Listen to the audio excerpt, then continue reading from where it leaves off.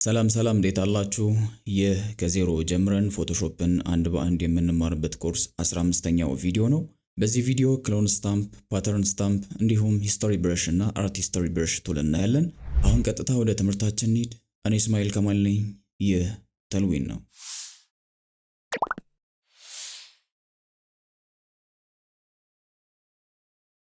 ከብረሽ ቀጥሎ ወዳለው የቱል ግሩፕ ስንሄድ ክሎን ስታምፕ ቱል እናገኛለን። ሾርትከቱ ኤስ ነው። ይህ ቱል ከኢሜጃችን ውስጥ የሆነን ፓርት ኮፒ ወይም ዱፕሊኬት ለማድረግ የሚያገለግለን ቱል ነው። እንደተለመደው በተግባር እንየው። ኦኬ፣ ለምሳሌ እዚህ ኢሜጅ ውስጥ የሆነኛውን ፍሩት መርጠን እዚህ ባዶ ቦታው ላይ ዱፕሊኬት እናድርገው። የመጀመሪያው ስቴፕ ኮፒ የምናደርገውን ፓርት መምረጥ ነው። ቱሉን ከያዝን በኋላ ኪቦርዳችን ላይ አልትን እንይዛለን። ከርሰራችን እንደምታዩት ወደ ታርጌት ይለወጣል። የዚህኔ ኮፒ ማድረግ የፈለግነውን ፓርት ክሊክ እናደርጋለን። አያችሁ፣ ብረሹ ሳምፕል ያደረግነውን ፓርት ይዞታል። ከዚያ ፕሌስ ማድረግ የፈለግንበት ኤሪያ ላይ ጀስት ክሊክ እናደርጋለን። ጨረስም ማለት ነው። ይህ አንደኛው ሜተድ ነው። ሁለተኛው ደግሞ ክሊክ ብቻ ሳይሆን ብረሹን እያንቀሳቀስን ፔንት ስናደርግ በመደዳ ያሉትን ፍሩቶች አንድ ላይ ዱፕሊኬት ማድረግ እንችላለን። ከመጀመሪያው ፍሩት ሳምፕል እንውሰድ፣ አልትን ይዘን ማለት ነው። ከዚያ ክሊክ አድርገን ሳንለቀው ወደ ጎን እንወስደዋለን። አያችሁ፣ ባንቀሳቀስነው ቁጥር ከጎን ያሉትንም ኮፒ እያደረገ ያመጣልናል። ከረንትሊ ሳምፕል እየወሰደ ያለበትን ፓርት እዚህ ጋር በታርጌቱ እያሳየን ነው። እንደምታዩት የሚሰራበት ወይ በጣም ቀላል ነው። ይህን ቱል የማንፈልጋቸውን ነገሮችም ለማጥፋት መጠቀም እንችላለን። ለምሳሌ ከዚህ ጋር ባክግራውንዱን ሳምፕል አድርገን ከዚያ አንደኛው ፍሩት ላይ መተን እንደዚህ መሸፈን ወይም ማጥፋት እንችላለን። ኦፕሽን ባር ላይ ከዚህ በፊት ካየናቸው ለየት ያለ ነገር የለውም። እዚህ ጋር ክሎን ሶርስ የሚለውን ፓናል ሄሊንግ ብረሽን ስንማር አይተነዋል። ሜቢ እዚህ ጋር የተሞቹ ግልጽ ስለሆኑ ሞር ክሊር እንዲሆን አንድ ምሳሌ እንስራ። ክሎን ሶርስ ከዚህ በፊት እንደተማርነው ከአንድ በላይ ሳምፕሎችን መያዝ የሚያስችለን ፓናል ነው። የመጀመሪያው ሶርስ ላይ እንሆንና ከብርቱካኑ እንውሰድ። ሁለተኛው ላይ እንሆንና ከማንጎ እንውሰድ። ሶስተኛው ላይ ከአፕሉ እንውሰድ። አራተኛ ሙዙን እናድርገው። የብረሹ ሳይዝ ኮፒ የምናደርገውን አይተም ሙሉ ለሙሉ እንዲይዝ ማድረግ አለብን። አምስተኛ አናናሱን እንያዝ። ኦኬ፣ ወደ መጀመሪያው ሶርስ ስንሄድ ብርቱካኑን ይዞልናል።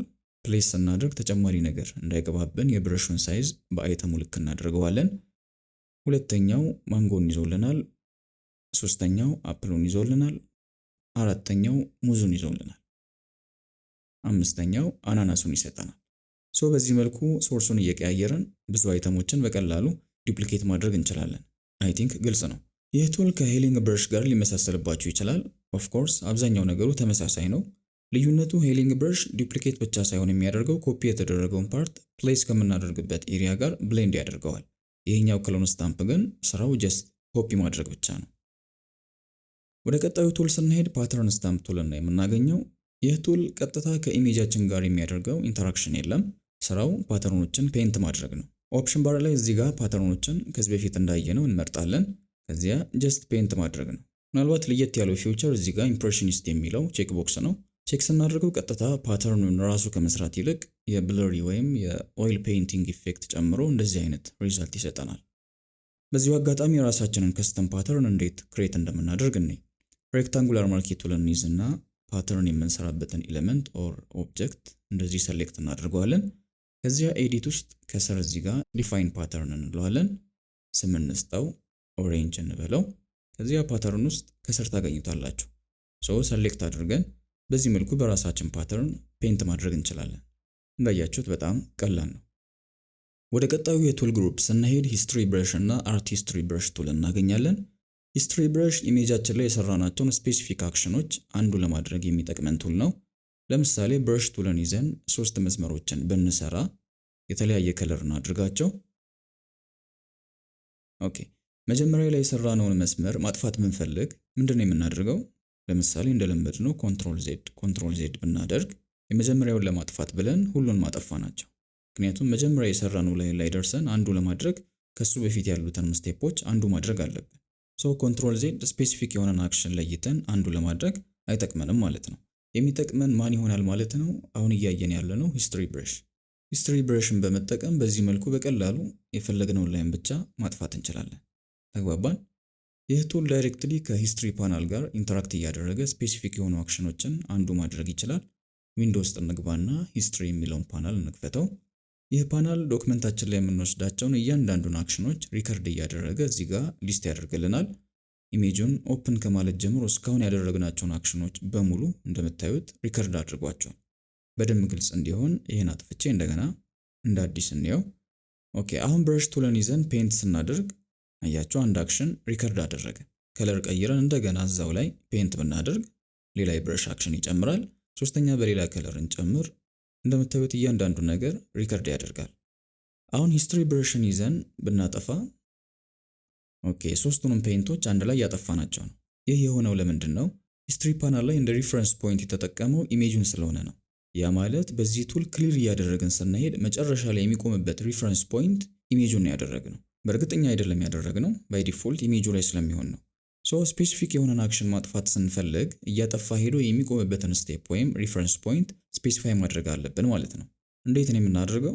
ሪፈረንስ እንዲሆን የፈለግነውን አክሽን እዚህ ቦክስ ላይ ክሊክ እናደርጋለን። አያችሁ የሂስትሪ ብረሽ አይከን እዚህ ጋር አክቲቭ ይሆናል። ካስተዋላችሁ መጀመሪያ ኢሜጁ ላይ ነበር። ይቺ አይከን የሪፈረንስ ፖይንታችን ኢንዲኬተር ነች። ኦኬ አሁን ሪፈረንሱን የሁለተኛው ፔንት አክሽን ላይ ስላደረግነው በሂስትሪ ብረሽ ክሊር ስናደርግ የሚጠፋው ከሁለተኛው በኋላ ያለው ሶስተኛ ላይ የሰራነው ፔንት ብቻ ነው። ሪፈረንሱን የመጀመሪያው ፔንት ላይ ብንወስደው ደግሞ ሁለተኛውን እያጠፋ የመጀመሪያው ላይ ይቆማል ማለት ነው። ተግባባን? ሌላው እዚህ ጋር ሪከርድ በተደረጉት አክሽኖች ወደ ፈለጋችሁት ስቴፕ ናቪጌት ማድረግ ትችላላችሁ። ለምሳሌ ያህል ግልጽ እንዲሆን ብረሽን ተጠቀምን እንጂ አሁን ያየናቸው ነገሮች በሙሉ በሁሉም የፎቶሾፕ አክሽኖች ላይ ይሰራሉ።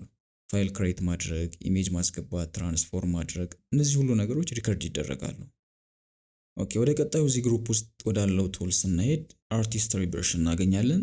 ይህ የብረሽ አይነት ደግሞ ሂስትሪ ፓናል ላይ ሪፈረንስ ያደረግነውን ኢሜጅ መሰረት አድርጎ አርቲስቲክ የሆነ ፔንት የሚሰራልን ብረሽ ነው። ሂስትሪ ፓናል ላይ ሪፈረንሱ ኢሜጁ ላይ ነው እንደምታዩት። ሪዛልቱን ለማነጻጸር እንዲመቸን ኒው ሌየር ክሬት እናድርግ። ብረሹን እናሳንሰው።